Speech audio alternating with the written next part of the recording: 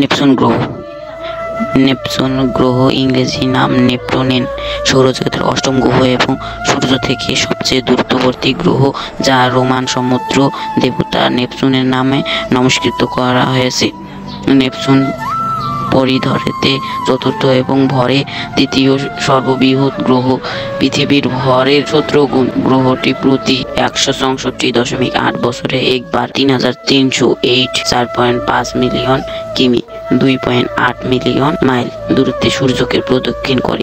ইউরেনাসের কক্ষপথে প্রত্যাশিত পরিবর্তন আলেক্সিস বুভারডেকে অনুমান করতে ব্যর্থ করেছিল যে এর কক্ষপথটি কোনো অজানা গ্রহ দ্বারা মহাকর্ষীয় অঞ্চলে চঞ্চলতার বিষয়। পরবর্তীতে নেপচুনকে 2 সেপ্টেম্বর 1840 সালে টেলিস্কোপ দিয়ে পর্যবেক্ষণ করা হয়। এর পরবর্তীতে বৃহত্তম উপগ্রহ ট্রিটন খুব শীঘ্রই আবিষ্কৃত হয়েছিল।